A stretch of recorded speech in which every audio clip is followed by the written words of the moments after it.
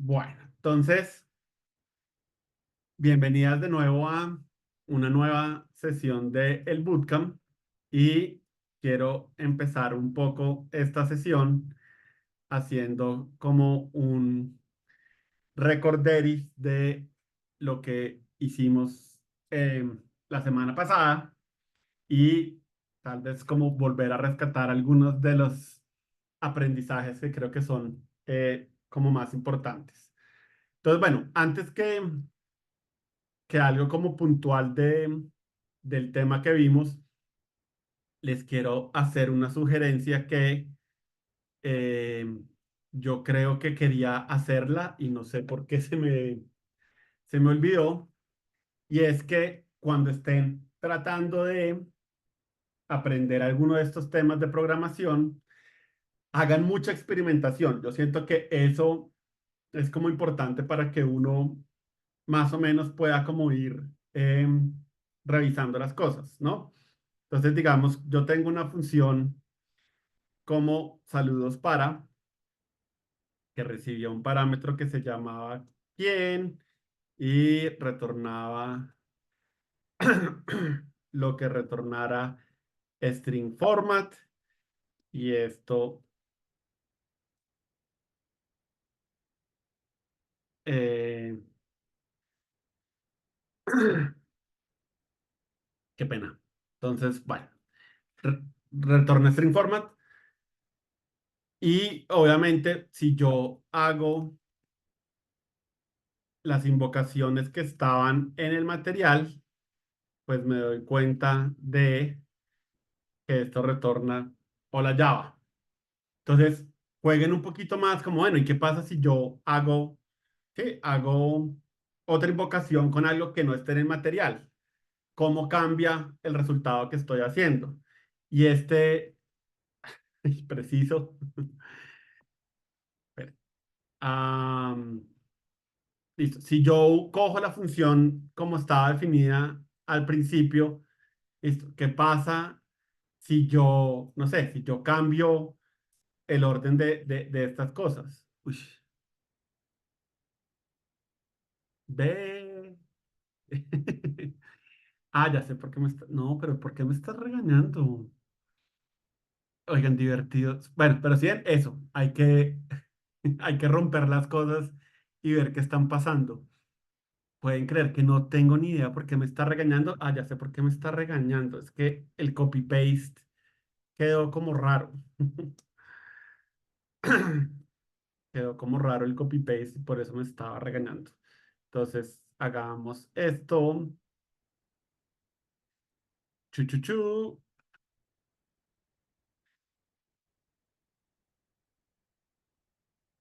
Listo, ahora sí. Sí, entonces, eso, ¿qué pasa si yo cambio estas cosas? Entonces, si yo llamo esto, entonces, ¿ahora qué pasa? Entonces, ok, se cambia. ¿Mm?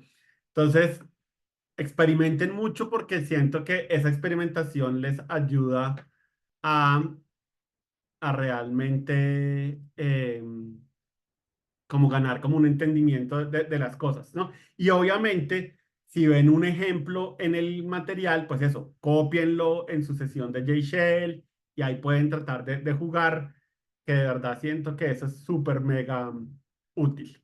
Entonces, bueno, es un poco como cosas generales. Ah, bueno, otra cosa que les quiero recordar es que si presionan Control L en Windows o Command L en Mac o Control L, o sea, pueden practicar en Mac, pueden limpiar la pantalla. Entonces, si ustedes están haciendo muchos intentos y les falla, y ya les funcionó, eh, si quieren como no tener el ruido de lo que estaban haciendo, pueden limpiar la pantalla y ahí sí como seguir trabajando. Entonces, eso algunas personas me lo preguntaron, entonces me parece que es útil.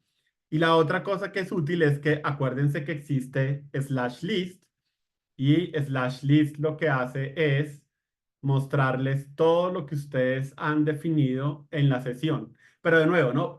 O sea, ahí no muestra mensajes de error ni nada, sino simplemente les muestra lo que está definido ya.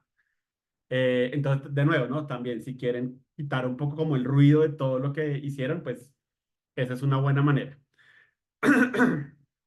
Dije slash, no, slash clear, no, ay Dios, control L, ya, listo. Entonces, bueno, ahora sí, hablemos un poco de lo que hemos aprendido. Entonces, literalmente nuestra función saludos para es eh, como la función más sencilla que uno puede escribir en un lenguaje de programación, ¿no? Entonces, otra cosa que me parece que es importante cuando estén aprendiendo es que párenle muchas bolas a a cómo se llaman las cosas. Entonces, cuando yo sé cómo se llama algo, pedir ayuda sobre eso es más sencillo. Y obviamente cuando alguien me está hablando, eh, es probable que utilice esos términos, entonces también para que yo le entienda mejor, entonces puede funcionar. Entonces, listo, una función en Java y en casi todos los lenguajes de programación que yo conozco, empiezan siempre por una cosa que se llama la firma del método. Entonces, siempre que escuchen la palabra firma, se refiere a esta primera parte de las funciones. Entonces, eso es algo que es muy importante que entiendan, o sea, cuando escuchen el término firma, que se acuerden a qué se refiere. Entonces, la firma de un método son tres cosas. Un valor de retorno, y eso lo que hace es decir qué es lo que va a devolver mi función, qué es lo que mi función crea al final, ¿sí? Después de que la función se ejecute, qué es lo que va a quedar al final después de todo lo que he llamado. Y la vez pasada habíamos hablado de strings. Strings son cadenas de caracteres. Cualquier cosa que ustedes vean que pueda ser texto que se imprima es un carácter. Entonces, una cadena de caracteres es un string. Entonces, yo puedo representar con strings nombres de personas, títulos de un libro, el texto de un capítulo. Puedo representar contraseñas. Sí, todas esas cosas son strings. Entonces, siempre que vean la palabra string, a eso se refiere, va a haber una cadena de caracteres de alguna forma. Entonces, ¿para qué llamo a la función saludos para crear un string, y el string puede ser muchas cosas. En este caso puntual, hicimos esa función para crear saludos con un cierto formato. ¿Sí? Entonces, bueno, esos son strings, y después de el tipo de retorno, viene un identificador. Entonces, el identificador que me permite que yo pueda diferenciar entre todas las funciones que yo tenga.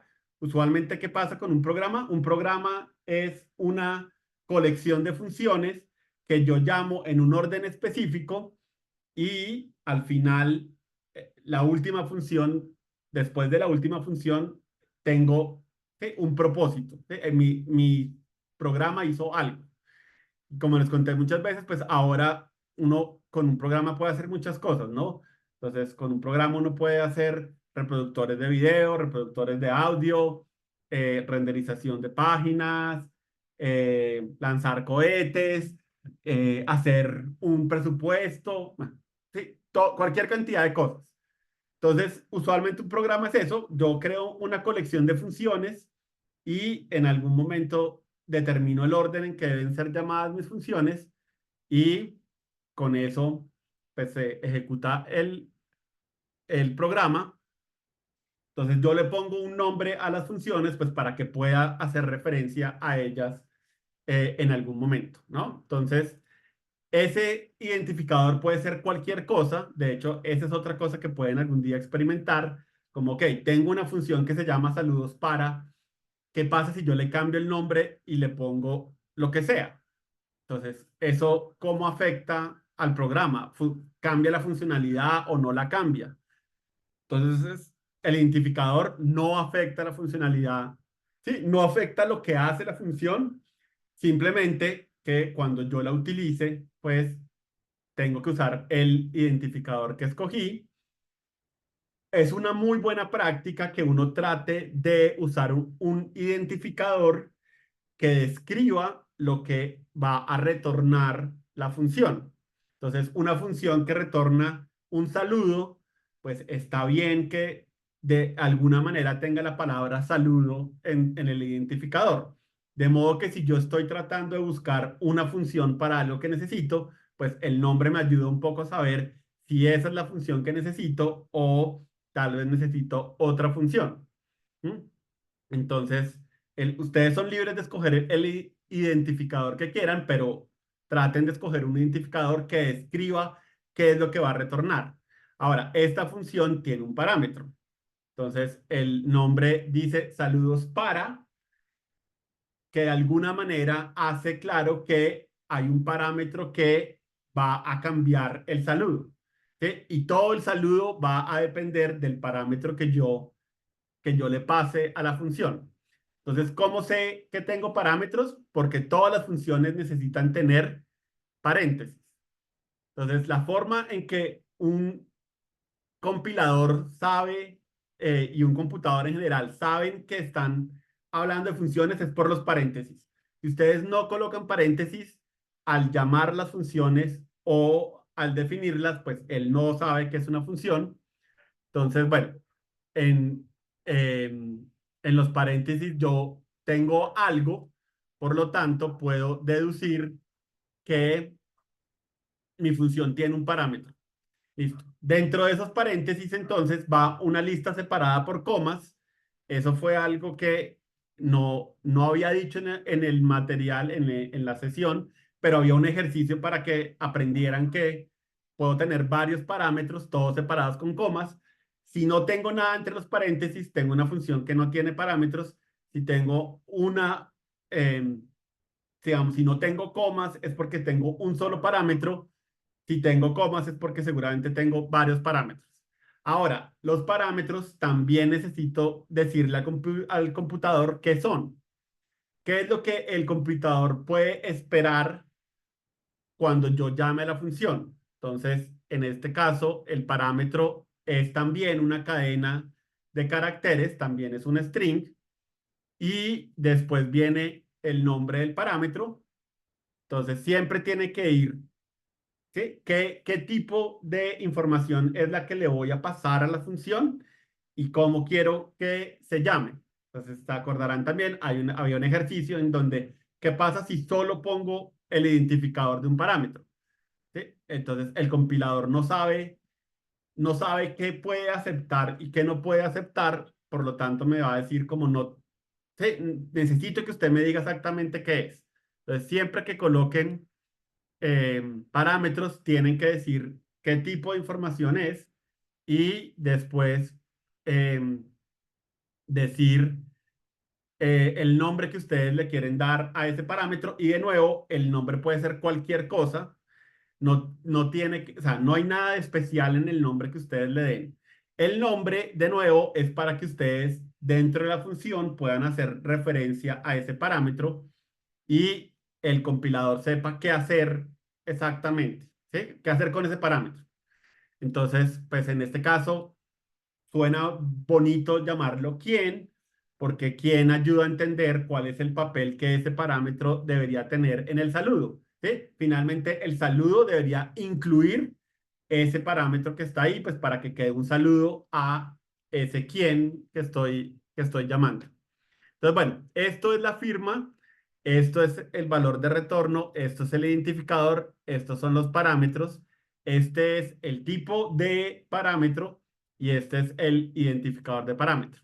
Ahora, una cosa en la que creo que fallé rotundamente en ser muy claro es, acuérdense que el compilador es un extraterrestre y él entiende las cosas exactamente como son y cualquier desviación, él no la entiende.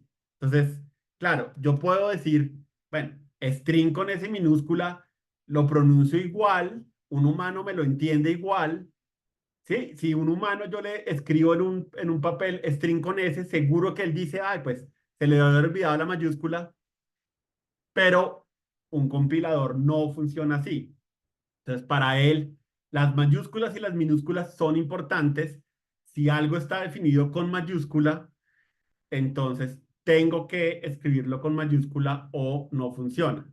Entonces, no solamente con string, digamos, pero también si yo trato de llamar a mi función saludos para y se me olvida que tiene la P mayúscula, el compilador no tiene ningún problema en decirme que no tiene ni idea qué es saludos para. Y yo puedo decir, pero oiga, es que está ahí arriba, es obvio. Bueno, al compilador no hay nada que sea obvio. Entonces, hay que tener mucho cuidado al principio de decir como, ok, voy a escribirlo exactamente como es, porque el compilador no puede hacer suposiciones por mí, entonces hay que tener un montón de cuidado. La buena noticia es que yo creo que esto se aprende rápido, ¿sí? Como que uno al principio dice, ay, las mayúsculas, ay, el punto y coma, y ya después se vuelve como más sencillo y ya después uno no vuelve como a cometer ese error. Bueno, entonces, la otra parte importante de la función es el bloque de la función. Entonces, yo primero tengo la firma y la firma básicamente es como un manual, ¿no? Me dice, ok, esto es lo que yo le voy a retornar, esto es como yo me llamo y esto es lo que necesito de usted para poder hacer la función. Entonces, si se dan cuenta, es un poco como el manual de usuario. La, el bloque de la función lo que hace es decir puntualmente cómo hace las cosas que hace la función. Entonces, los bloques arrancan siempre con una llave de apertura y terminan siempre con una llave de cierre. Y una parte importante también es que me ayudan a agrupar cosas. Entonces, cuando yo voy definiendo muchas funciones, para el compilador es importante saber cómo, oiga, ¿esto a qué función pertenece? Y la respuesta siempre es, pertenece a la función del bloque en donde está definido. Entonces, como esta instrucción está dentro de este bloque y este bloque pertenece a esta función, entonces el compilador puede saber que esta instrucción pertenece a esta función y no a otra. Y de nuevo, uno podría decir como, "Ay, pues es que es obvio, pero de nuevo, para el compilador no hay nada que sea obvio. Entonces, para el compilador es muy importante. Dígame exactamente dónde arranca las instrucciones de la función y dónde terminan. Y yo ya con eso me doy por bien servido. Entonces, bueno, este es el bloque de la función. Y de nuevo, las llavecitas me ayudan a saber dónde empieza el bloque y dónde termina. Y después tenemos una sentencia. La sentencia siempre termina en punto y coma. Eh, me alegró mucho que creo que esto no fue tan complicado como las mayúsculas. Creo que a todo el mundo se le hizo más o menos natural escribir los punto y coma, pero por si acaso, acuérdense, es muy importante que siempre que hagan una instrucción termine en punto y coma y por ahora todas nuestras funciones van a tener una línea de código. Entonces siempre la línea de código la última línea de código de una función siempre es una instrucción que se llama return y return es decirle, ok, esto es lo que yo quiero entregarle al usuario, ¿no? Entonces habíamos hecho al principio una función que siempre retornaba la cadena hola mundo y entonces sí, si yo no le pongo return, pues el compilador no sabe qué es lo que yo quiero hacer con esa cadena, pero cuando le digo return, él sabe, ok, cuando yo llame a esta función, esto es lo que el usuario espera que yo devuelva. Cuando llame a una función vocales, pues lo que él espera es retornar un string que tenga las 5 vocales una junto a la otra. ¿Sí? Entonces, la última instrucción que escriban siempre es una instrucción return y acá hacemos algo que sea lo que el usuario espera y necesite y en este caso empezamos usando una función de la librería estándar de Java que se llama string.format. Entonces, ¿quién escribió esa? O sea, ¿por qué no tengo que haber hecho nada raro con de string.format? Porque eso ya viene en el lenguaje. Menos mal, Java tiene un montón de cosas ya resueltas por mí y esta es una manera de crear strings donde yo combine diferentes partes. ¿Sí? Entonces, esto técnicamente se llama un formato y el formato es simplemente como, ok, ¿qué es, qué va en todos los saludos?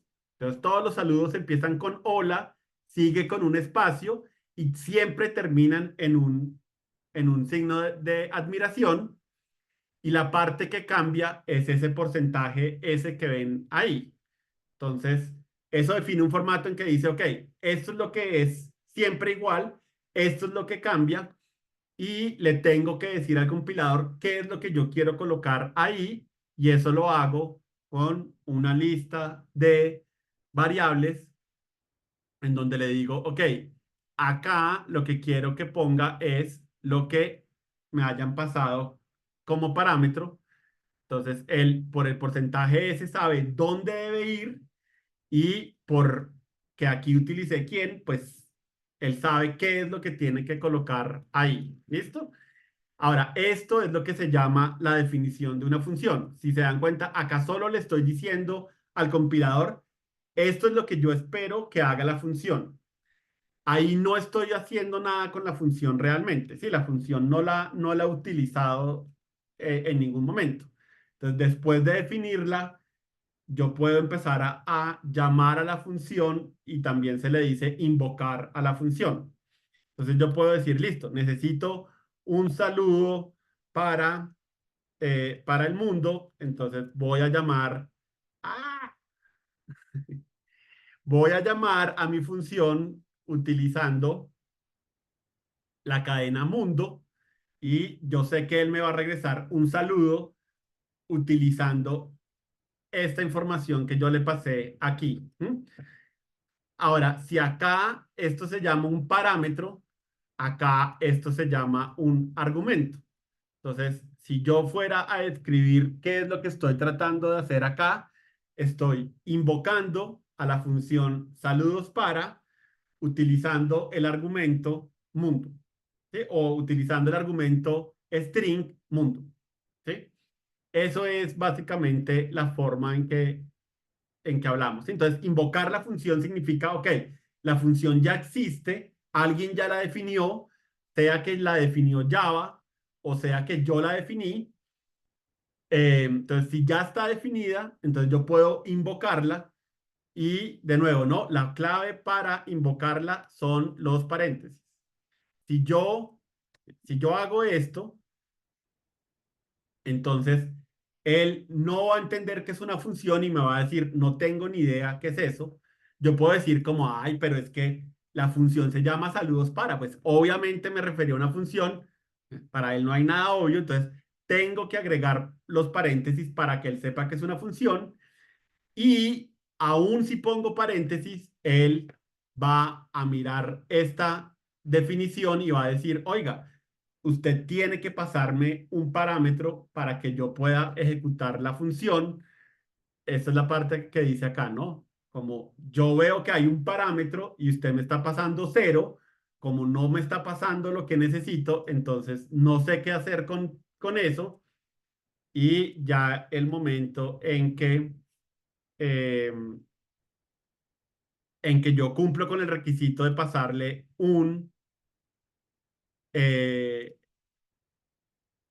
un string, pues obviamente ahí ya todo funciona bien y bonito, ¿no? Entonces, bueno, ahí está como un repaso breve de funciones, como les digo, las funciones las creo para que hagan cosas por mí y usualmente la manera en que puedo modificar las funciones son con parámetros, ¿no? Una función que no tenga parámetros siempre va a retornar lo mismo. Cuando yo agrego parámetros, pues le agrego cierta variabilidad. Entonces, obviamente, si yo tengo que hacer un saludo para el mundo, un saludo para Java, un saludo para la noche, no tengo que escribir tres funciones, que sería bastante engorroso, sino escribo una con un parámetro y el parámetro me ayuda a generar los distintos tipos de saludos que quiero generar. Entonces, bueno, esa es básicamente como eh, el repaso que yo haría sobre lo que aprendimos en la primera semana. Ahora, como les conté, literalmente ustedes pueden pensar que esto se ve muy sencillo, pero esto es la base de lo que todos los programadores hacen. Y aquí en adelante, lo único que vamos a hacer es aprender a hacer funciones que son un poquito eh, más amplias, ¿sí? Que pueden hacer más cosas, porque hasta ahora solamente hemos hecho cadenas de caracteres. Entonces vamos a aprender a hacer más cosas, pero definitivamente esto es la base de la programación y esto es lo que hace un programador en su día a día.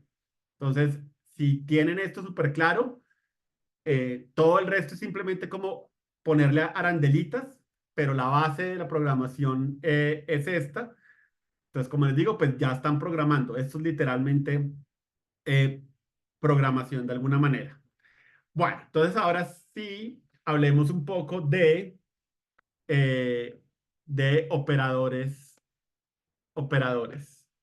Entonces, imagínense que como parte de mi trabajo, alguien me pide que haga una función que calcule la hipotenusa de un triángulo rectángulo. Entonces, si se acuerdan un poco de matemáticas, de geometría realmente, entonces yo tengo un triángulo rectángulo que es un triángulo que tenga un lado recto y usualmente saber la longitud de ese lado más largo, como esa diagonal, esa se llama la hipotenusa y eso es un problema importante para la humanidad. Resulta que cuando la gente quería medir el tamaño, por ejemplo, de un árbol, pues una opción es subirse al árbol y medir cuánto mide ahí para abajo, pero alguien se dio cuenta muy rápido que hay otra manera de medir la altura de un árbol y es simplemente con saber algunas de las distancias, o sea, como que yo creo un triángulo imaginario y calculo lo que sí sé y despejo las otras formas. Entonces, todas estas fórmulas matemáticas han sido importantes para la humanidad en algún momento. Listo. Entonces, este signo que ven acá, si se acuerdan también de el colegio, son las raíces cuadradas. Entonces, ¿cómo calculo yo una raíz cuadrada en Java? Resulta que, así como existe string.format, también existe una función que se llama math.sqrt y hace exactamente lo que queremos acá. Calcula la raíz cuadrada de un número real.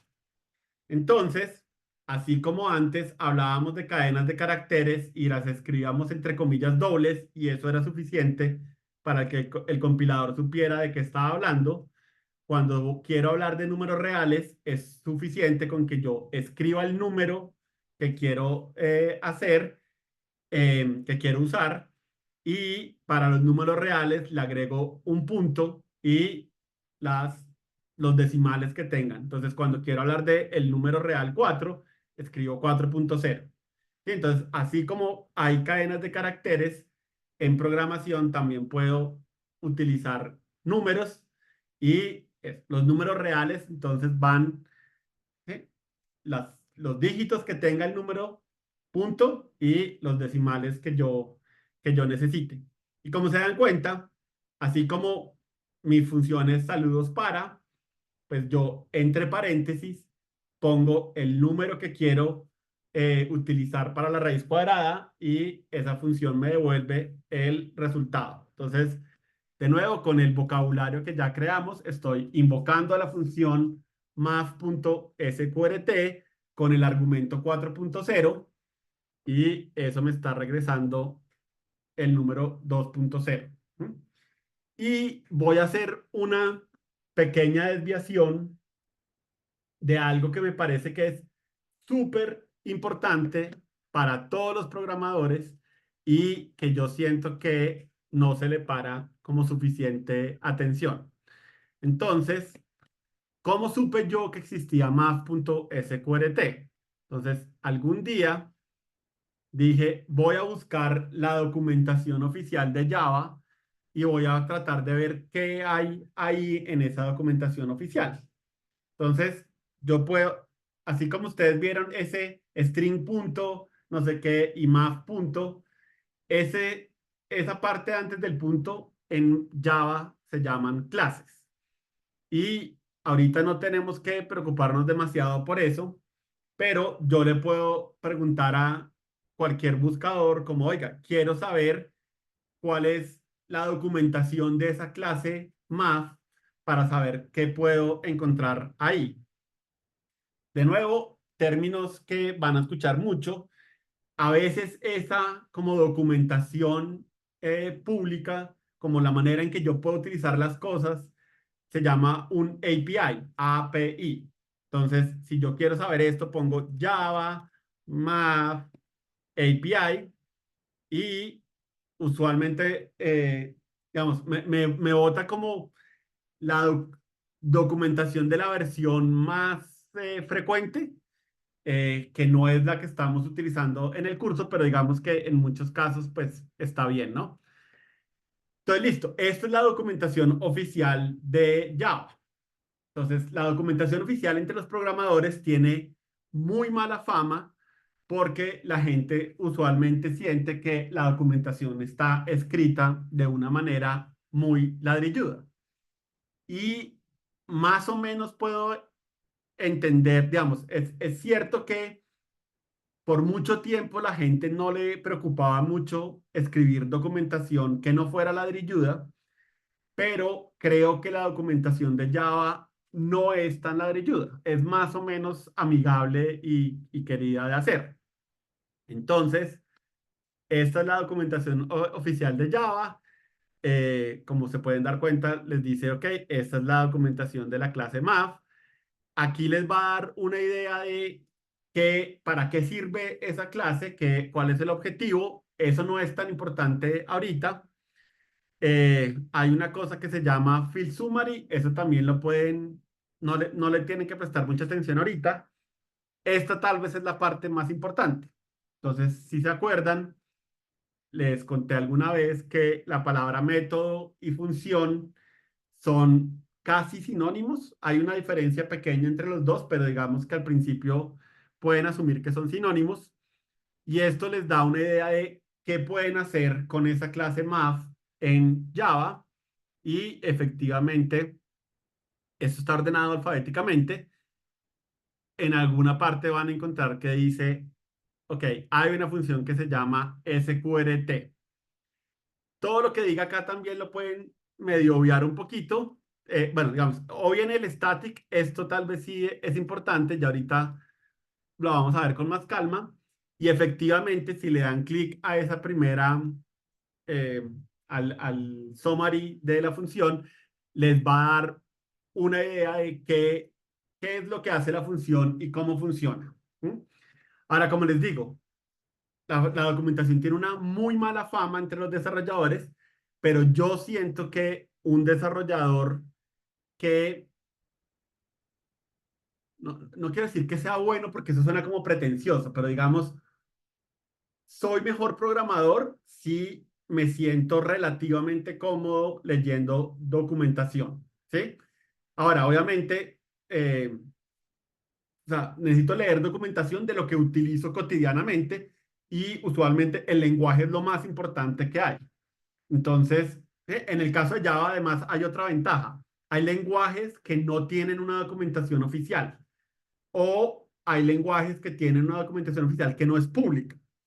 Entonces, la de Java es pública, está en Internet, como se dieron cuenta. Entonces, yo creo que es muy importante que sepan que existe la documentación, que sepan cómo encontrarla y traten de familiarizarse un poco y tratar de leer la documentación de lo que estén aprendiendo. De hecho, se van a dar cuenta, el material y algunos ejercicios tratan un poco de que les toque hacer algo de ese estilo. Y como les digo, esto es algo que en el día a día de un programador es muy común, ¿sí? Es muy común que uno tenga que utilizar algo que uno nunca ha utilizado, entonces alguien le puede decir a uno, oye, no, para eso utilízate la función sqrt de la clase math, búscate en internet la documentación. Entonces, sí, eso es algo que creo que es una habilidad importante de adquirir. Entre más rápido, seguramente mejor. Entre más rápido se siente uno medio cómodo, está mejor. Y hay otra parte que también a lo que quiero hacer comentario, y es que hay gente que dice como no, no voy a leer la documentación oficial, voy a buscar ayuda en Internet. Sí, voy a poner en un buscador como ejemplo de math.sqrt. Entonces, de nuevo, yo creo que eso tiene que ver un poco con la mala fama que tiene la documentación de los lenguajes, pero tiene un problema. Y es que a veces la gente explica mal las cosas, no tal vez con mala intención, sino porque no entienden bien lo que están tratando de explicar o dan un conocimiento limitado sobre un tema. Entonces, la documentación oficial claramente abarca todo lo que hay sobre una función. Y lo que les digo, sí, a veces tal vez se ve como un poco ladrilludo, pero no es tan terrible y creo que hace mucho bien que traten de familiarizarse con ello. Entonces, bueno, fin ahí de mi comunicado. Igual como les digo, pues hay algunas cosas en el material que trata de hacer que ustedes se sientan como cómodos tratando de hacer cosas en la documentación. Entonces, espero que se lo tomen como de buena gana. Listo, entonces ya tenemos una manera de calcular las raíces cuadradas. Ahora falta una manera de poder multiplicar números y de sumar números. Entonces, tratemos de escribir nuestra función y así como hablábamos de strings como cadenas de caracteres, entonces vamos a hablar de doubles para números reales. Entonces, siempre que yo hablo de un número real, y un número real me refiero a un número que puede tener números decimales, entonces estoy hablando de doubles, que obviamente son una parte importante de la vida, ¿no? Los precios son doubles, las longitudes son doubles, ¿sí? Hay un montón de cosas en nuestra vida que siempre son números, así no sean enteros, sino son números que tienen posibles decimales. Entonces, double es la manera en que yo le digo a Java, ok, esto va a ser un número real. Eh, de nuevo, después del tipo de dato que retorna mi función, va el identificador de la función.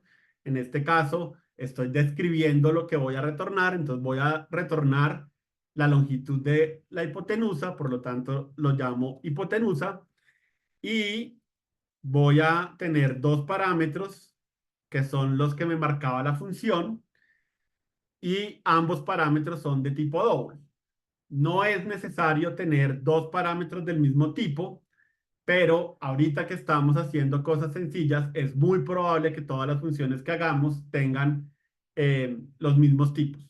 Pero como les digo, no es necesario, no es obligatorio. Seguramente después de que empecemos a hacer cosas más complejas, ya no va a ser así nunca, pero ahorita pues coincidencialmente las funciones van a ser, creo que casi todas, si no todas, de ese mismo tipo. Entonces, listo. Tengo una función, dos parámetros, ambos parámetros de tipo double, un parámetro se llama A y un parámetro se llama B. Y quiero ser muy claro en una cosa que es, de nuevo, un poco como una de esas malas mañas que hemos enseñado por muchas partes. Llamar a los parámetros con una sola letra no es usualmente una buena idea. Entonces, si se acuerdan, la función saludos para, el identificador se llamaba quién. Si yo hubiera puesto string X, pues de nuevo, funciona, pero X no me ayuda a entender bien qué es lo que está tratando de hacer el parámetro en la función. Usualmente, cuando estamos hablando de funciones matemáticas, pues en la mayoría de los casos utilizamos A, B, C para hablar de valores dentro de esas fórmulas. Entonces, en este caso se justifica escribir A y B, pero no crean que es una buena idea cuando hablamos de otras cosas diferentes de matemáticas. Entonces, bueno, también necesitamos un bloque, todas las funciones necesitan un bloque, entonces arrancamos nuestro bloque y por ahora solo sabemos hacer funciones que tengan una instrucción, la última instrucción es return, y necesito hallar la raíz cuadrada de algo. Todavía no sé, o todavía no he terminado de escribir qué, pero tengo que escribir la raíz cuadrada de algo. Usualmente cuando traten de hacer cosas complejas, traten de abran el paréntesis y ciérrenlo de una vez para que después no se les quede no se les olvide que tienen que cerrarlo con paréntesis. Y de hecho, si quieren, escriban de una vez el punto y coma para que después no se les vaya a olvidar que también tienen que escribir el punto y coma.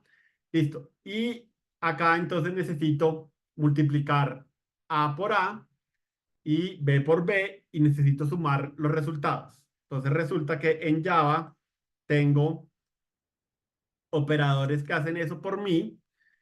Entonces, eh, asterisco me permite multiplicar, este más me permite sumar y ya puedo terminar mi función. Ahí ya la creé correctamente. Acuérdense que en JShell pueden usar tab para autocompletar. Entonces, si escribo hipo, no hay nada más en la sesión de JShell que empiece con las palabras hipo. Me ayuda a autocompletar. Y si no me acuerdo si tiene una mayúscula o una minúscula en una función larga, pues pueden autocompletar y eso les ayuda a evitar el problema. Listo. Necesito dos parámetros, ambos parámetros de tipo double, separados por una coma. Entonces, voy a usar 3 y 4 y resulta que efectivamente si hago un triángulo rectángulo que tenga catetos 3 y el otro cateto 4, pues la hipotenusa mide 5. Y si hago esto con catetos que midan uno cada uno, me devuelve la raíz cuadrada de 2 que es 1,4142, bla, bla, bla, bla.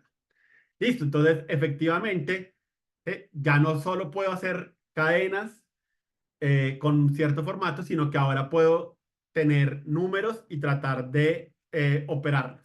¿Mm? Entonces, hagamos una pequeña pausa y profundicemos un poco más en, listo, ya dijimos que cadenas, ya dijimos que números reales, ¿qué otra cosa puedo representar en Java? Entonces resulta que en Java puedo representar también caracteres individuales. Cuando yo hablo de strings, hablo de una cadena, entonces, hola mundo, entonces sí, hay más de un carácter, pero también puedo hablar de un carácter específico. Eso en Java se llama un char. Entonces, cada vez que ven la palabra char es para representar caracteres y así como las cadenas, los strings se representan con comillas dobles, los char se representan con comillas sencillas. Entonces, por ejemplo, eso es el carácter S. Y obviamente cualquier cosa que yo pueda representar en un teclado, pues puede ser un carácter. El símbolo de la arroba es un carácter, mayúsculas y minúsculas, entonces puedo representar la A mayúscula, tanto como la A minúscula, etcétera, etcétera. Entonces, siempre que vean char, es un solo carácter. Mucho ojo con tratar de hacer cosas de este estilo, porque eso no funciona. ¿Sí? Una cadena de caracteres requiere strings dobles. ¿Sí? Si yo trato de usar más de un carácter, entre comillas sencillas, me va a decir que eso no tiene sentido para él, ¿no? Y tal vez pueda parecer raro, pero obviamente para el otro lado sí funciona. Yo puedo tener una cadena de caracteres que tenga un solo carácter, pero no es lo mismo que tener el carácter C, ¿sí? Se ven parecidos, pero son dos cosas completamente diferentes.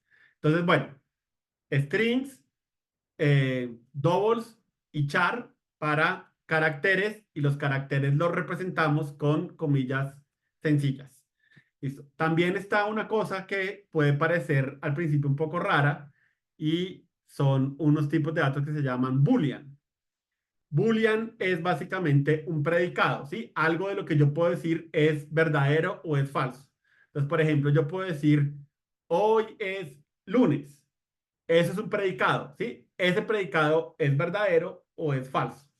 Entonces, los Boolean hacen eso y solo tienen, eh, obviamente, dos valores posibles, ¿no? Algo es verdadero o es falso, pero no hay un tercer estado.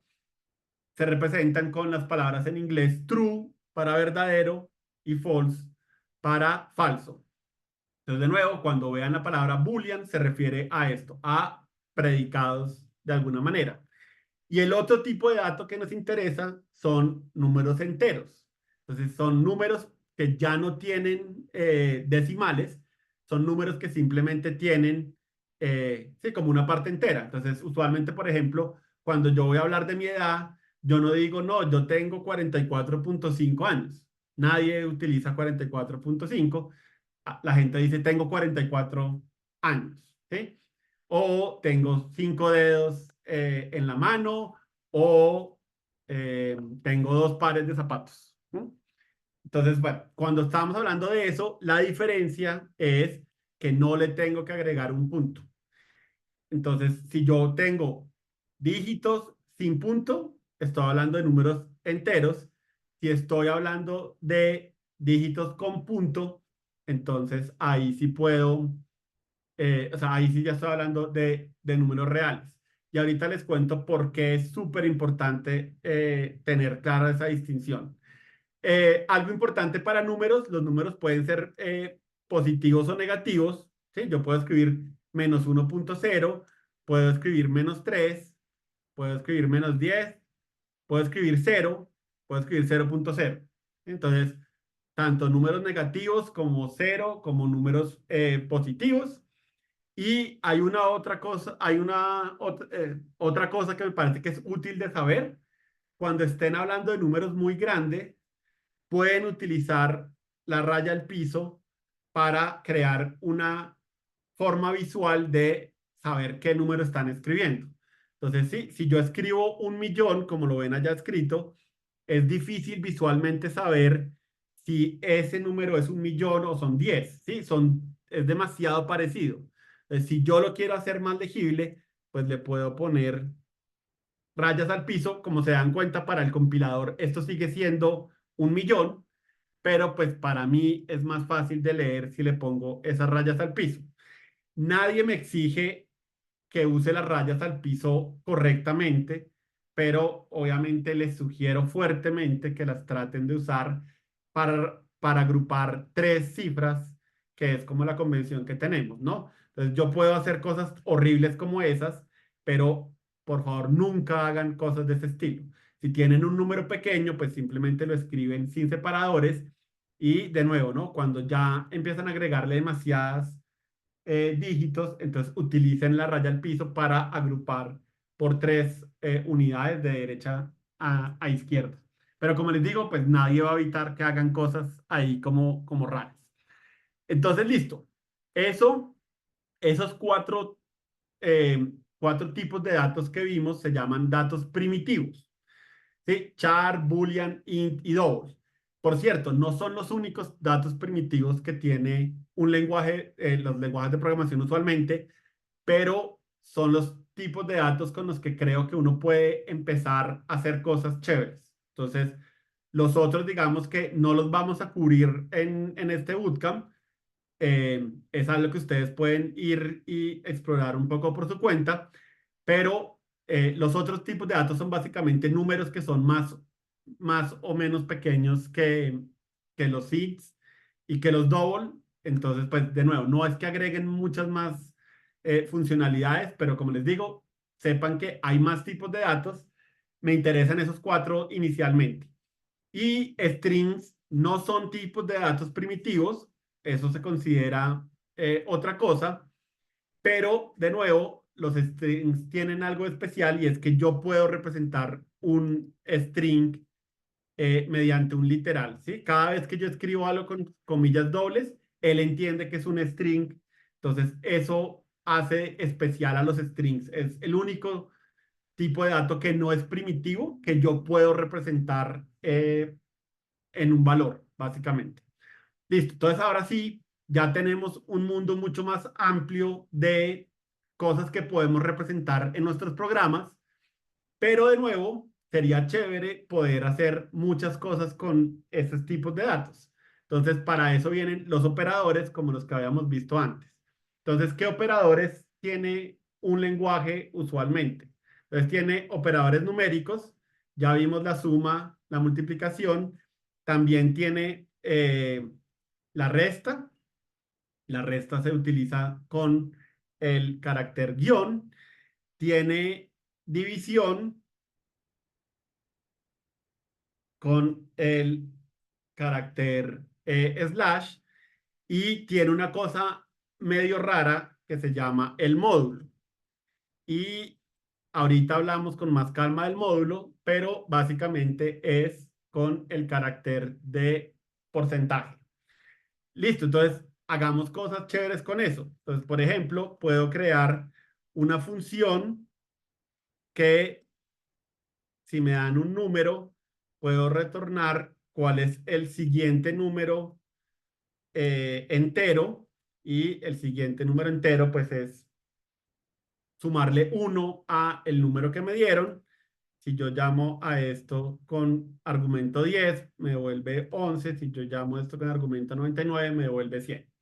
Entonces, listo. Esa es la suma.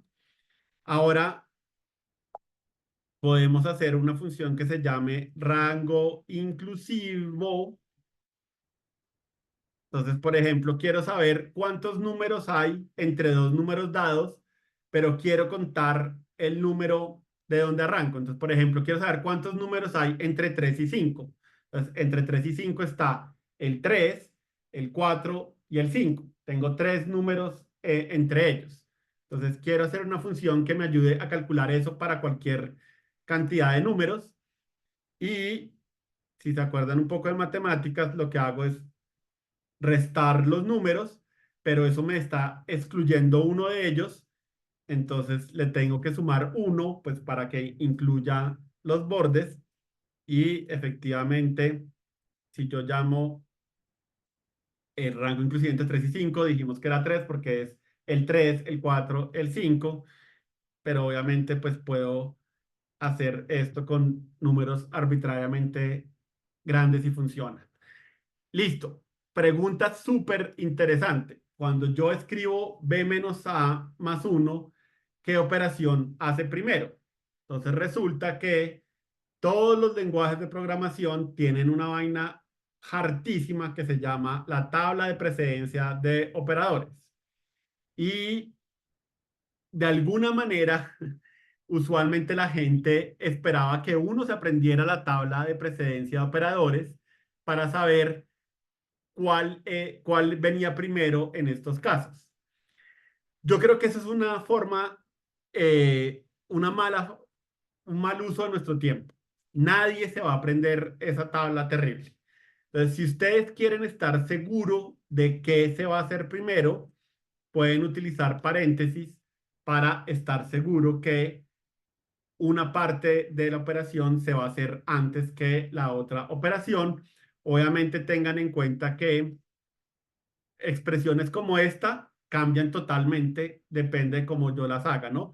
Si yo hago 3 multiplicado por 5 menos uno me da 14, pero si yo hago 3 multiplicado por el resultado de 5 menos uno pues me da 12, ¿no? Entonces, tengan mucho cuidado. Mi recomendación es, siempre que hagan una operación compleja, siempre utilicen paréntesis para que sea súper mega claro qué es, sí, como qué es lo que ustedes esperan que resulte. Bueno, alguien me pregunta por esta parte de acá. Eso de alguna manera es el tema siguiente, pero digamos que lo que él hace es que el resultado de esto, él lo guarda en un lugar para que yo lo pueda referenciar después y lo llama pesos algo, que empieza con pesos uno, la siguiente es pesos 2, pesos 3. Entonces, por ejemplo, si ustedes se dan cuenta, él me dice, listo, el resultado de esta función es 3, lo voy a guardar en pesos 37. Si yo escribo pesos 37, él me vuelve a devolver ese número. Por ahora eso lo podemos ignorar. Por ahora solo quiero como revisar un poco la parte de las operaciones, pero es muy buena pregunta porque claramente pues es algo que están viendo todo el tiempo, entonces por ahora no es tan importante. Lo importante, lo que más me interesa un poco es como esta parte de los resultados, ¿no? Entre otras cosas, es algo que ya debieron haber visto cuando estábamos haciendo saludos. Efectivamente, cuando yo llamo el saludo, él siempre me creaba un pesos uno para el valor de pues lo que retornaba la función como yo lo había llamado, y después pesos dos. Y Solo que pues ahorita con tantos ejemplos me imagino que ya llegamos al 37. Bueno, eso en cuanto a eh, sumas y restas. Listo. Ahora hagamos algo con multiplicación. Entonces, cada vez que yo multiplico un número por 10 es casi como agregarle un cero al final. Entonces podemos hacer una función que se llame agregar cero, que toma un número entero y retorna ese número multiplicado por 10. Y acuérdense, yo puedo utilizar números en mis identificadores, por eso es que acá puedo utilizar un número. Lo que no puedo hacer es empezar un identificador con un número. Entonces, agregar cero, así como está escrito, está bien, pero no podría haber empezado con un número en algún momento. Pero bueno, esto es un identificador válido y efectivamente, si invoco a esa función con el argumento 1, 2, 3, pues me devuelve 1230. Si le pongo, no sé, 33, pues me devuelve 330, etcétera, etcétera. Y bueno, eso es un poco como lo que podemos hacer con los operadores. Como les digo, el de módulo, ya hablamos un poco de él, pero sepan que existe y sepan que se utiliza con el símbolo de porcentaje. Listo. ¿Qué otra cosa me permite hacer un lenguaje? Me permite establecer relaciones entre números. Ah, bueno, entonces, esa es otra, qué pena. Voy a retractarme un poquito. Todos los operadores numéricos que les mostré operan sobre tipos de datos del mismo tipo.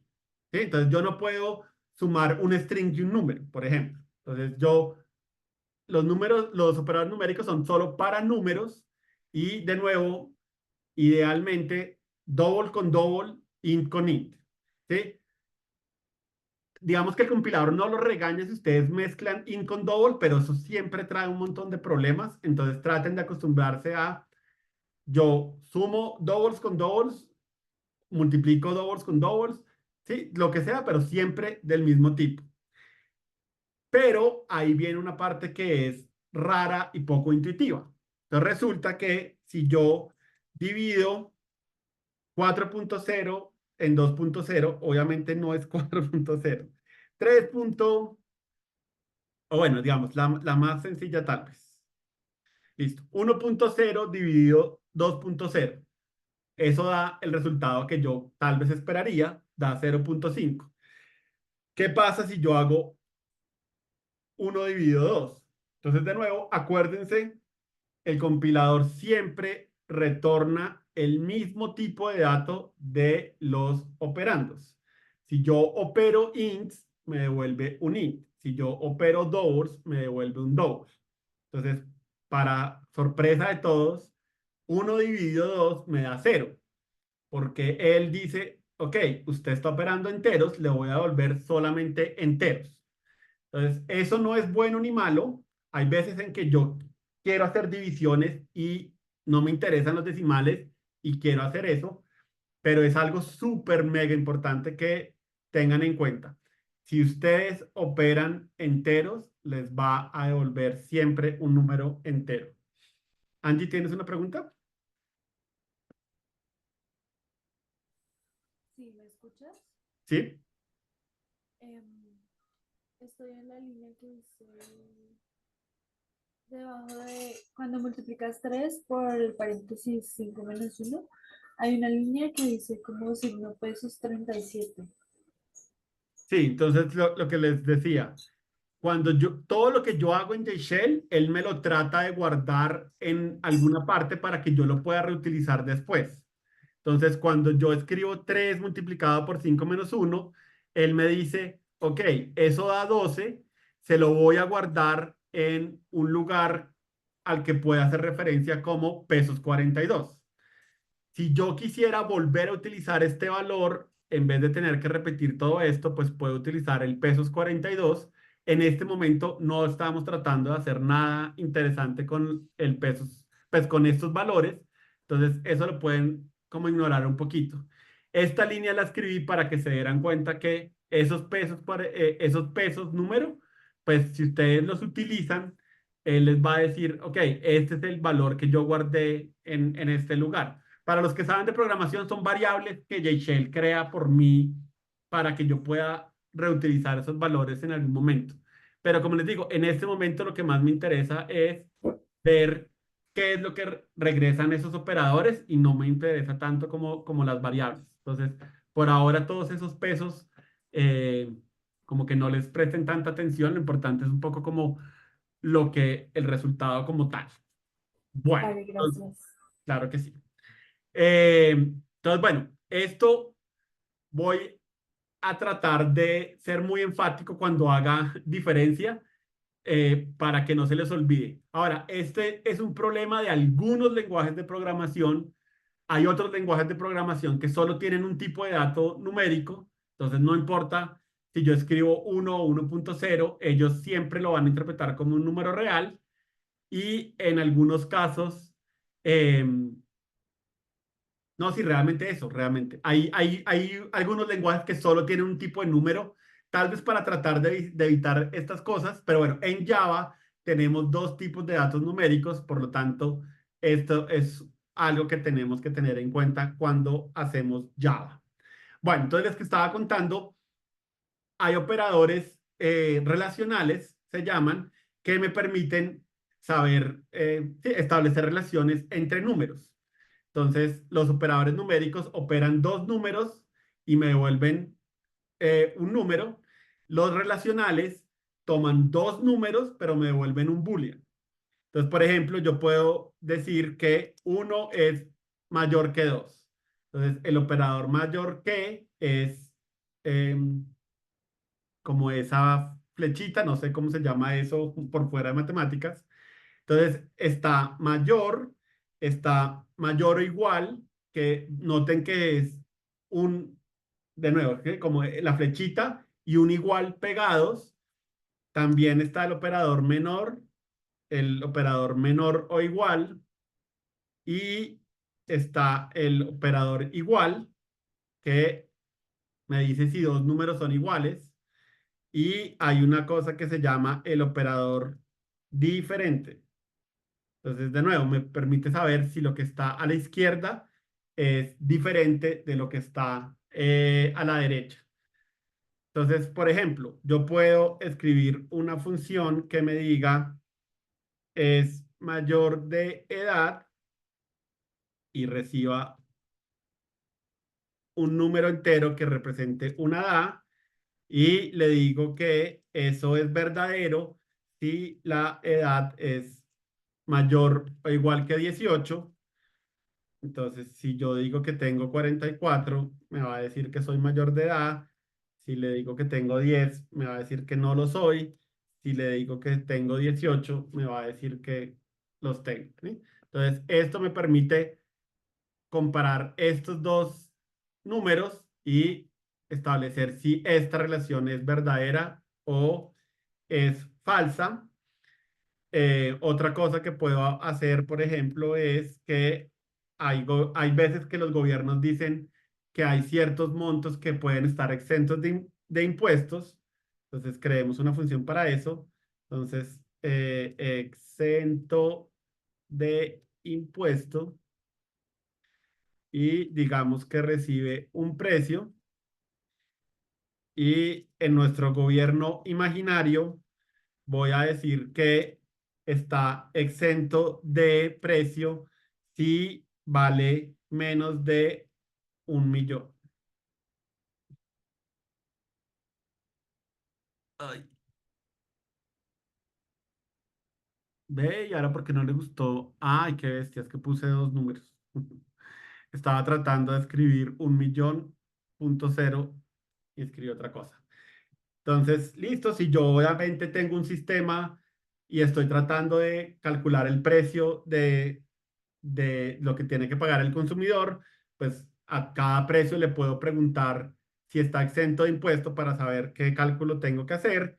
Entonces, si compro algo que vale, no sé, como 1.500, me va a decir que está exento de impuestos.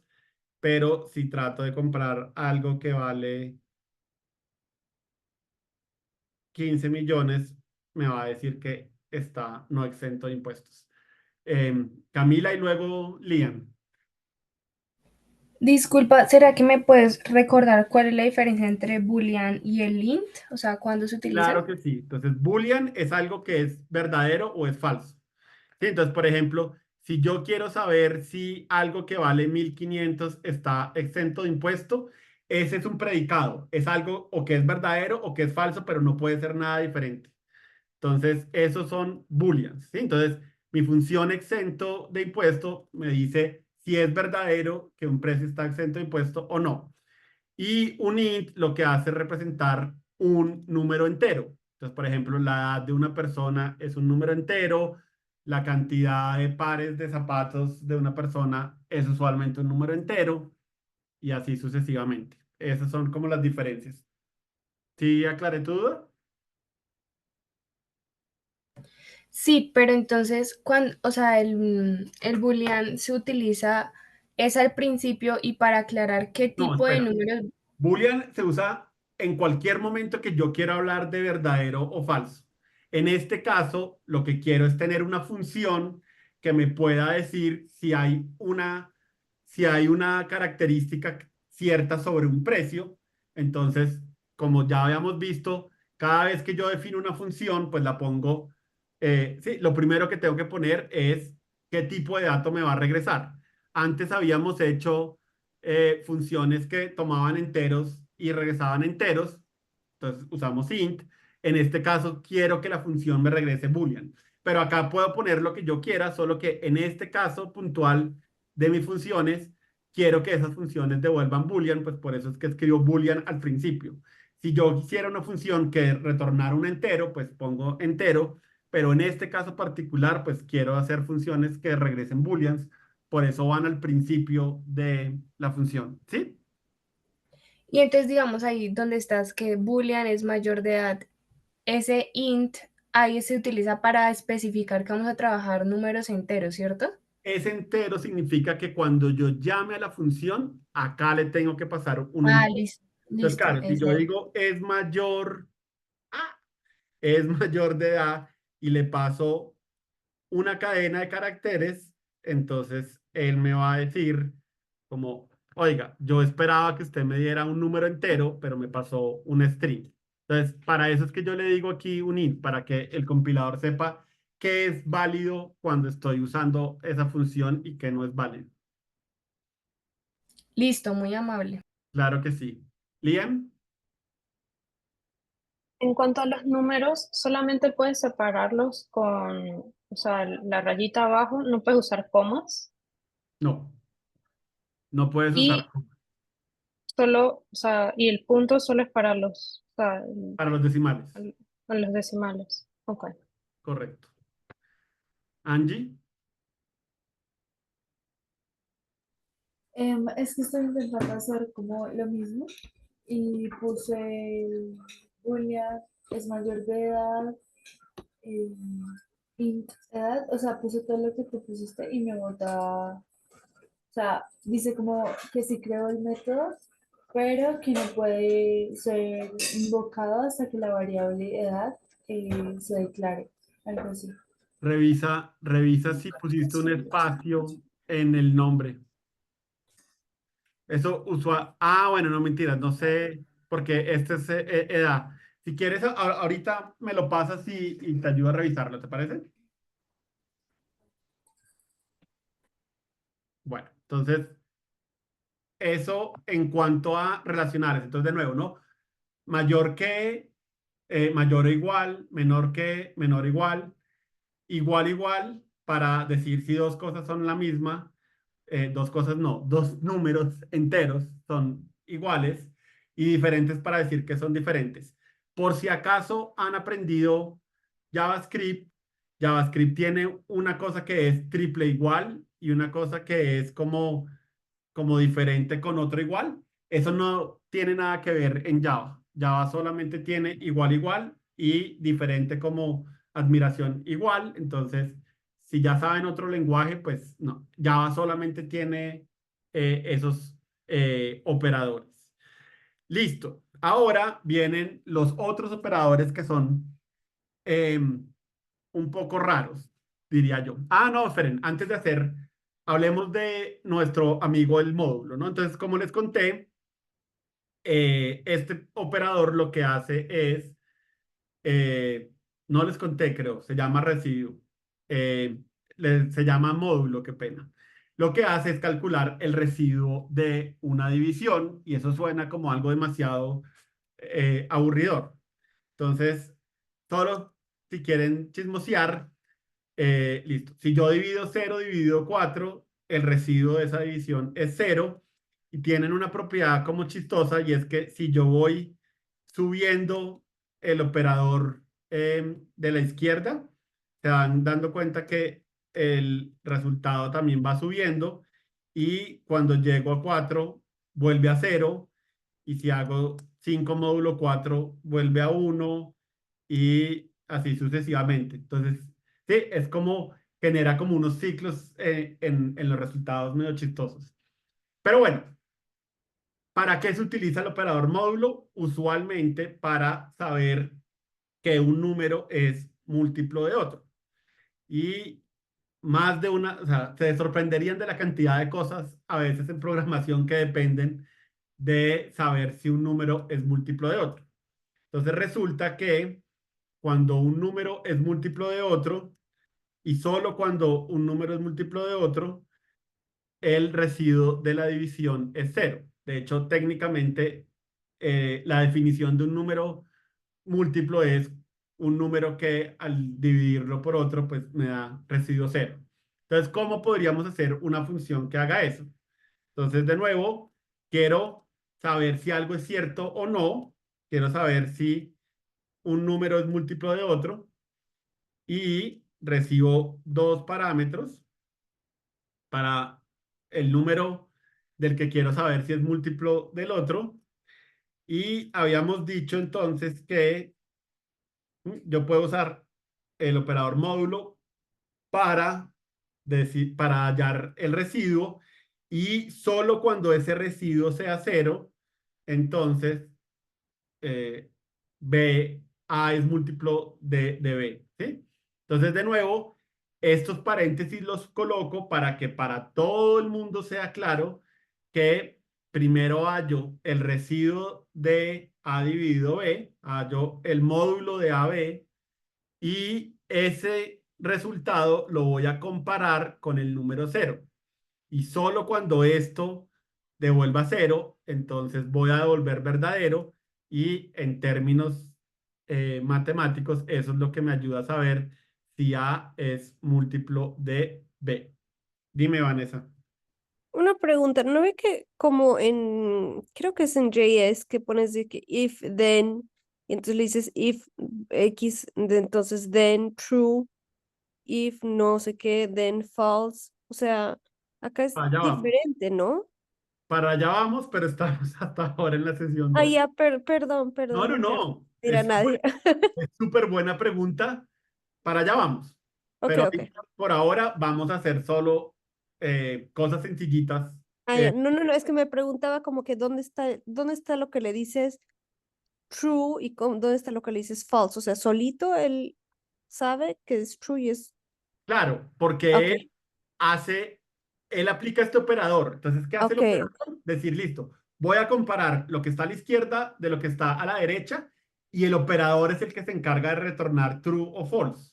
Entonces, si yo acá le Ah, paso algo que sea cero, pues me devuelve true y si no, me devuelve false. Entonces, si ok. ustedes ven, si paso 8,4 me devuelve true porque efectivamente, si él hace 8 módulo 4 eso regresa a 0, lo compara con 0 y me devuelve verdadero.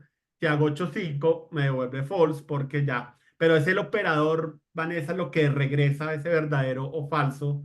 No, no necesito nada. Pero es más que nada porque son números y es como una calculadora y sabe, pero si fueran así, ya otra cosa más, no sé, que quieres saber si es true o false, y ahí Tengo que sí hacer tú algo tienes que diferente. definir, ¿no? Sí. Ok, ok. Eso es lo que. Gracias. Entonces, Listo. Eso es lo que hacen los operadores relacionales, ¿no? Dale, Angie, cuéntame. Porque cuando... Ay, espera un momentito.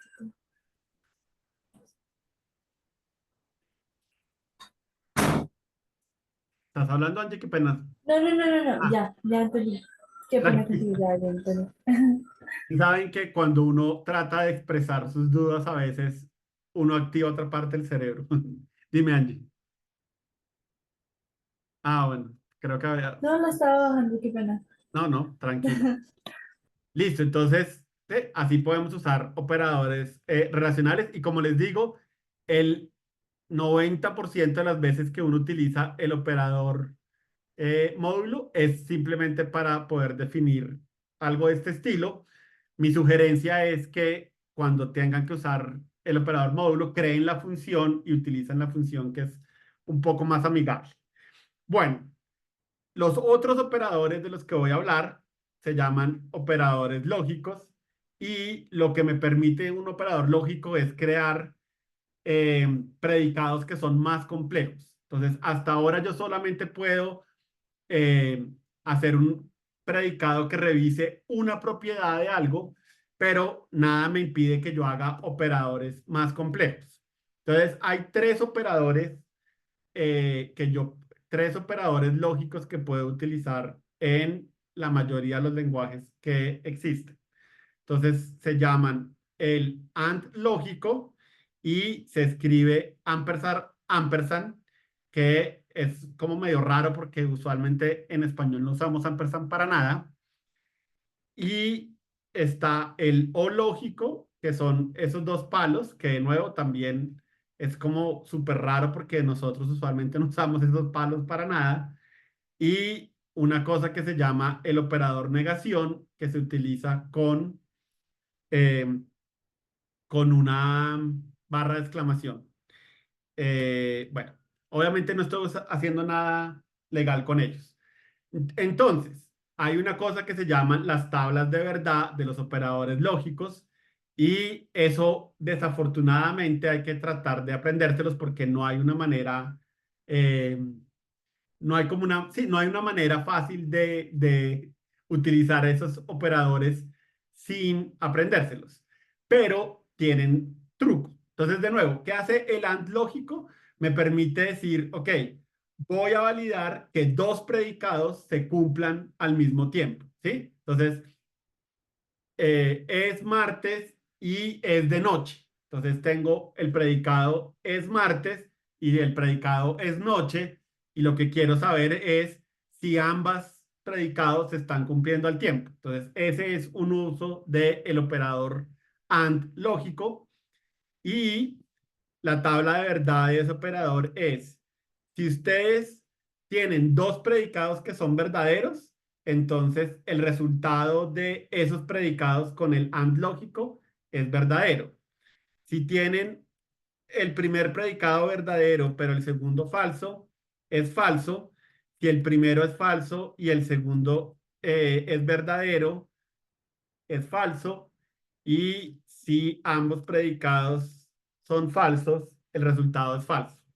Entonces, la forma en que les recomiendo que se lo aprendan es el resultado de un AND lógico solo es verdadero si ambos predicados son verdaderos.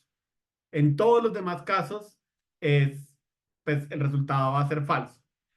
Ahora, con el OR, entonces de nuevo, ¿es martes o es de noche? Entonces, ahí lo que quiero saber es que alguno de los dos se cumple. Puede ser que se cumplan los dos, pero solo me interesa que al menos uno de ellos se cumpla. Entonces, si yo hago true, o sea, si yo opero dos predicados que son verdaderos con el OR lógico, me devuelve verdadero. Si tengo el primero verdadero y el segundo falso, como al menos uno se cumple, regresa verdadero. Si el primero es verdadero y el segundo es falso, me devuelve verdadero. Y solo cuando ambos son falsos, me devuelve falsos. Entonces, la manera en que les recomiendo que se lo aprendan es que el resultado de un O lógico es siempre verdadero a menos que ambos predicados sean falsos. Y el negación hace un poco como lo que podría uno pensar, ¿no? Algo que es verdadero lo vuelve falso, algo que es falso lo vuelve verdadero. Todo esto puede parecer un poco como esotérico, pero de nuevo, en la medida en que uno empieza a hacer ejercicios, uno se empieza a dar cuenta, claro, aquí necesito este operador relacional, aquí necesito este operador lógico. Entonces, les prometo que en la medida en que hagan un poco de ejercicios, pues esto va a ser como más sencillo de entender y hay bastantes ejercicios para que lo pongan en práctica. Pero pongamos en práctica de una vez los operadores lógicos a ver cómo nos va. Entonces resulta que este año 2024 es un año bisiesto. No sé si saben cuál es la regla. Cuando yo era muy chiquito me enseñaron que cada 4 años es un año bisiesto y esa regla es suficientemente buena hasta que llegamos a el año 2000 y me enteré que la regla es un poco distinta. Entonces resulta que los años que son múltiplos de 100, así sean múltiplos de 4, no son bisiestos. Y dentro de los múltiplos de 100, los que son múltiplos de 400, sí son bisiestos. Entonces resulta que el año 1900 es divisible por 4, pero el año 1900 no fue bisiesto. Y el año 2000, a pesar de ser divisible por 100, como es divisible por 400, sí es un año bisiesto. Entonces, para no tener que pensar en eso, queremos hacer una función que precisamente nos diga cuándo un año es bisiesto. Entonces, empecemos por la parte más sencilla. Entonces, la parte más sencilla es año bisiesto. La parte más sencilla sería, qué pena que me toca cambiar el idioma de mi teclado para poner una ñ y después mamá me toma el pelo. Listo. Int año. Dios, listo. Entonces, hagamos la parte más sencilla, ¿no? Voy a preguntar si el año es múltiplo de 4 y si es múltiplo de 4, regreso verdadero como la regla cuando yo era chiquitico. Entonces, tengo dos opciones.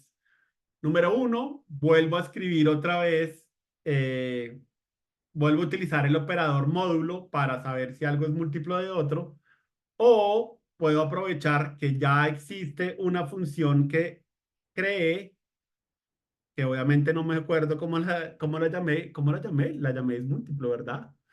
Sí, efectivamente. Entonces, bueno, vamos a reutilizar mi función es múltiplo y voy a preguntar si el año es múltiplo de 4. Ah, y listo.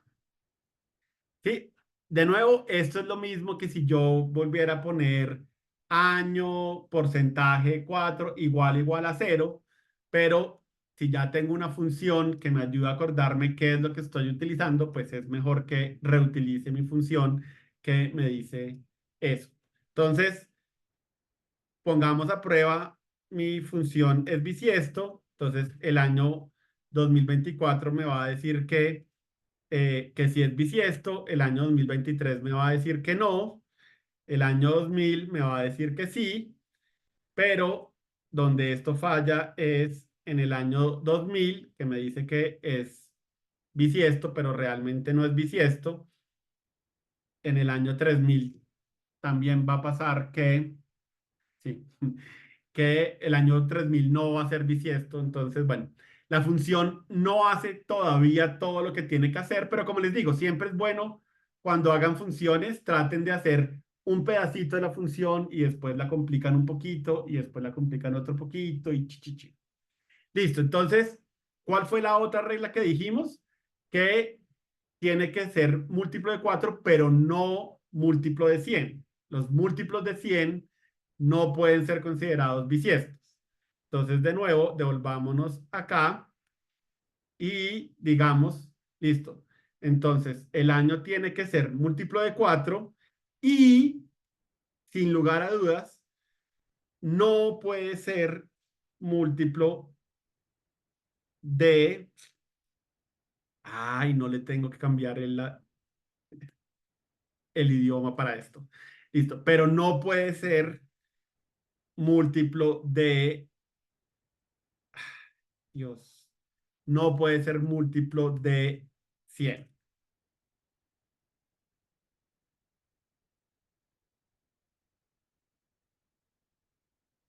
Listo. Entonces, de nuevo, esto solo es verdadero, o sea, el año solo es bisiesto si es múltiplo de 4, pero además no es múltiplo de 100. ¿Sí? Entonces, siempre acuérdense, el i lógico, eso es lo que significa, es verdadero cuando ambos son verdaderos, en todos los demás casos es falso. Entonces, devolvámonos a nuestro ejemplo. 2024 es verdadero porque 2024 es múltiplo de 4 y 2024 no es múltiplo de 100.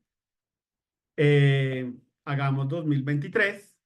Entonces, 2023 es falso porque es múltiplo de 4, porque 2023 no es múltiplo de 4 y tampoco es múltiplo de 100.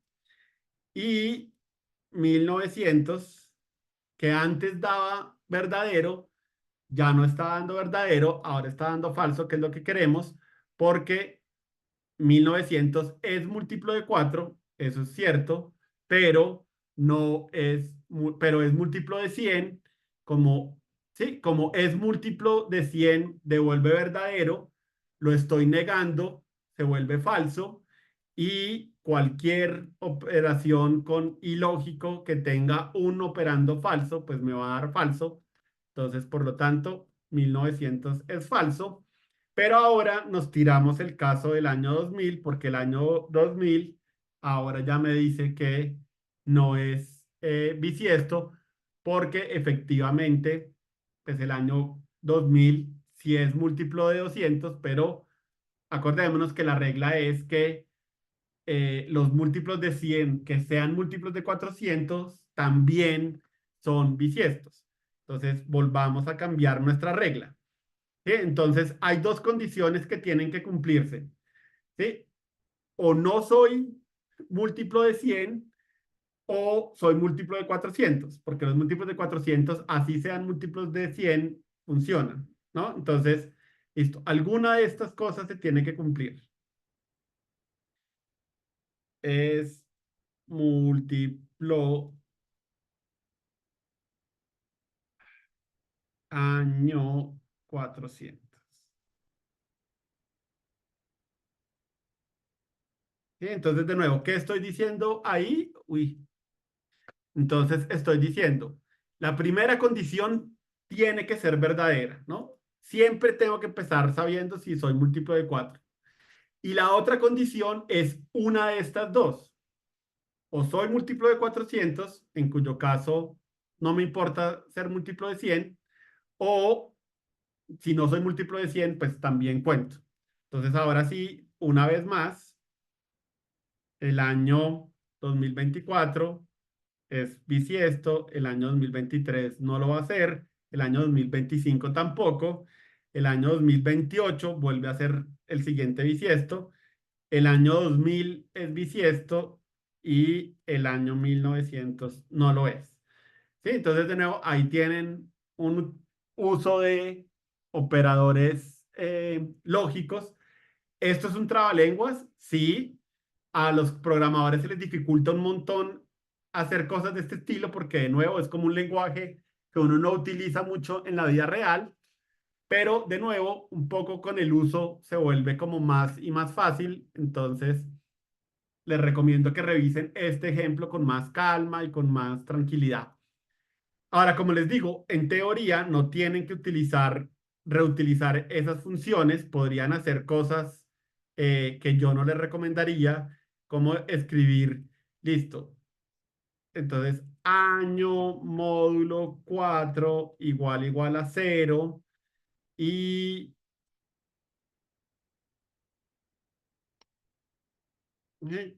y escribir y la negación de que el año sea múltiplo de 100, pero miren lo que les había dicho antes, ¿no? Cuando yo lo escribo así, es muy fácil de leer. De hecho, no tengo que pensar qué es el operador módulo, que siempre es como, de nuevo, es como raro en la vida de las personas, sino que tengo un nombre que me ayuda a entender qué es lo que significa sí, esa operación que quiero hacer. Entonces, por eso insisto tanto en que traten de acostumbrarse a siempre reutilizar funciones y cuando tengan una función grande, pueden decir como, oiga, estoy haciendo muchas veces esta operación con el módulo, pues voy a hacer una función que haga esa operación por aparte para poder reutilizarla con nombre. Ahora, eso es difícil, es difícil como tener esa costumbre, pero pues de nuevo, es importante que desde ya como que la tengan presente como, oiga, esto es una buena idea, es una cosa que les recomiendo. Bueno, básicamente esos son todos los operadores que tiene Java. No, son todos los operadores que creo que son esenciales. Hay otro tipo de operadores que se llaman bitwise. Eso para la vida normal de un programador no es tan importante. De nuevo, si alguna vez les interesa saber cómo funcionan esos operadores, hay innumerable documentación al respecto, pero lo que más o menos hace un operador, un programador todo el tiempo es operadores numéricos, relacionales y operadores lógicos. Bueno, y hay dos cosas con las que quiero más o menos cerrar. Una es, como les contaba, un entero, digamos, yo les digo, para empezar está bien que utilicen enteros, que utilicen el tipo de dato int para hablar de todos los enteros, pero quiero que sepan, de nuevo, entiendan que eso tiene un límite, ¿sí? Yo no puedo representar cualquier número entero con un int.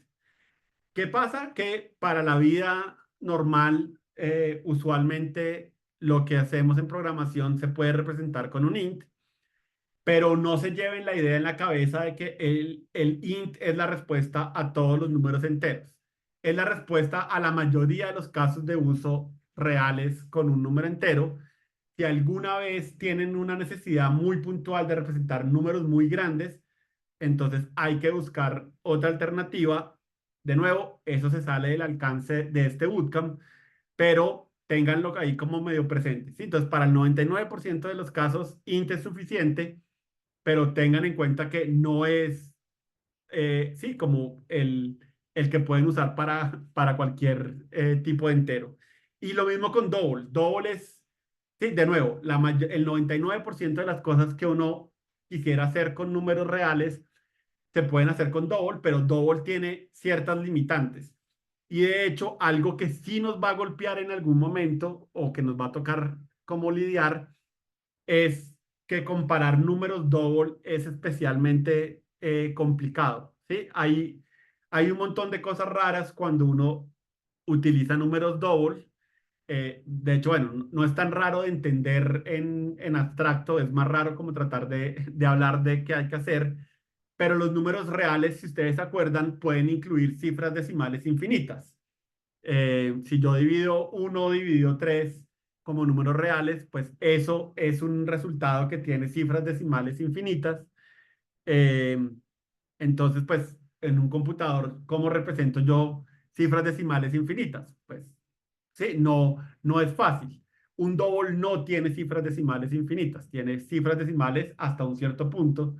Entonces, cuando yo hago muchas operaciones con double, si en algún momento tengo que hacer una comparación, eso puede fallar y no por culpa de que la operación esté mal. Entonces, de nuevo, el alcance total de cómo se comparan doubles se sale del alcance de este video, está en el material. Si en algún momento que quieran chismosearlo, me parece interesante, pero ahorita me parece que no es necesario ahondar en demasiados detalles, pero tengan en cuenta eso. los int y los double son limitados, no pueden representar cualquier cosa que yo quiera. Si necesitan representar cualquier número, entonces hay que buscar una alternativa que se sale del alcance de este bootcamp, pero de nuevo hay más o menos buena documentación sobre esos casos. Y comparar doubles no es nada sencillo, ¿sí? Hay que tomar ciertas precauciones para tomar en cuenta la imprecisión que viene de representar números reales en un computador. Bueno, entonces esa era la primera cosa con la que quería acabar. Y la segunda cosa con la que quería acabar es, ahora que ya tenemos un vocabulario más amplio de funciones, que se acuerden que las funciones no tienen nada demasiado especial. Entonces les voy a contar una cosa, por ejemplo, que la primera vez que yo vi, hice cara como de, ¿ah? Eso no sabía que se podía hacer. Entonces digamos que voy a crear una función para sumar dos double. Entonces, pues yo sé que existe un operador, pero creemos una función como tal y voy a crear una función para hacer la multiplicación de dos números. Y de nuevo, yo sé que hay un operador, pero creemos una función para ello. Ay, listo. Y acordémonos que inicialmente habíamos hecho hipotenusa, habíamos hecho una función para calcular la hipotenusa de un triángulo y en su momento lo definimos de esta manera, ¿no? A por A más B por B. Resulta que esto también yo lo podría definir como, ok, quiero hallar la raíz cuadrada de una adición, de una suma, de el resultado de multiplicar A por A y la multiplicación de B por B. Y esto tiene un montón de paréntesis, pero él me deja llamar una función en un lugar donde estoy llamando una función y eso lo puedo hacer tantas veces como quiera, ¿sí? Entonces simplemente cuando el compilador ve una línea como esta, él la resuelve de adentro hacia afuera. Entonces dice, ok, la operación, la función más adentro es esta multiplicación de A y A. Él ejecuta la función, los multiplica y el resultado es lo que deja pendiente para llamar a adición con ese resultado y después hace eso con B y cuando ya tiene ese resultado, entonces ahí sí llama adición y después llama a SQRT. Les recomiendo escribir código así, así como esto, tal vez no, pero de nuevo, es útil que sepan que cosas así se pueden hacer, ¿sí? Si ustedes están llamando a una función, nada tiene raro que en vez de pasarle un valor, pues sí, llamen a otra función que sea la encargada de pasar el valor después de ser resuelto. Ahora, cosas menos caóticas, es más frecuente que las vean en código que otras personas hacen. Y de hecho, hay un ejercicio en el material que tiene una taza de café, no es obligatorio que la hagan, o sea, si se les dificulta es normal, pero que trata un poco de que vean que eso se puede hacer. Y como les digo, hay veces en que si uno no abusa, yo creo que sí genera código que es bastante legible de entender. Entonces, no se sorprendan si ven cosas de este estilo en el código de otras personas. Y como les digo, si alguna vez se sienten inclinados a escribir código así, es válido, el compilador lo deja, desde que no abusen, esto ya es un abuso, pero desde que no abusen, como les digo, puede ser una forma chévere de implementar sus funciones. Y ahora sí, eso es todo lo que tienen que saber de funciones. Como les digo, al principio es un poco abrumador, los ejercicios les van a ayudar un montón a tratar como de interiorizar todas estas cositas, mantengan el material a la mano para tener referencia de qué operadores existen, qué literales puede utilizar con las diferentes variables. Al principio creo que es como muy importante eso, no traten de aprendérselo todo de memoria, tengan un lugar de referencia y con el uso seguramente se les va a volver cada vez más fácil. ¿Dudas, inquietudes, comentarios? ¿Están emocionadas? ¿No están emocionadas? Por lo menos ya no salimos del mundo de las cadenas de caracteres, ¿no? Ahora ya podemos hacer como más cosas. Entonces, es chévere. Y hoy pueden llegar a contarle a sus familias cómo se sabe si un número, si un año es bisiesto, con todas las reglas completas. Pueden contarles que son capaces de escribir una función en programación para saber esa regla. Dime, Karen. Qué pena, es que no entendí muy bien el uso de los chats. Claro que sí. Entonces, ¿qué pasa? Cuando yo quiero hablar de una cadena de caracteres, utilizo comillas dobles. ¿Sí? Eso me indica a mí que es todo esos caracteres. Pero ¿qué pasa si solo te interesa un carácter? ¿Sí? Como si yo quiero decir como, quiero saber si esa cadena arranca con el carácter H. ¿Sí? Ese un carácter es lo que es un char. Es una forma de representar un solo carácter en vez de toda una cadena. La razón más importante para saber que existen los char es para que sepas qué diferencia hay entre una comilla sencilla y una comilla doble. Pero es cierto que no son tan utilizados como otros tipos de datos, pero de nuevo, igual, sí, puede haber un caso en donde digas, como no, sí, listo, necesito sacar el primer carácter de esta cadena y hacer algo con ese carácter. Entonces, sí, realmente no digamos que son menos útiles, pero sí eh, es difícil al principio encontrar un buen ejemplo de algo que uno haga con un char. Entonces, ahorita solo es importante que sepas, comilla sencilla es un solo carácter, comilla doble es toda una cadena de caracteres. De hecho, creo que el material no tiene ejercicios con char, precisamente porque así sueltos no son tan chéveres de usar, pero cuando hagamos cosas más grandes, seguramente que utilizaremos charts en nuestros ejercicios y ejemplos. Vale, gracias. Bueno, entonces nos vemos entonces mañana en la sesión práctica. Espero que pasen una feliz noche. Hasta luego. Muchas gracias.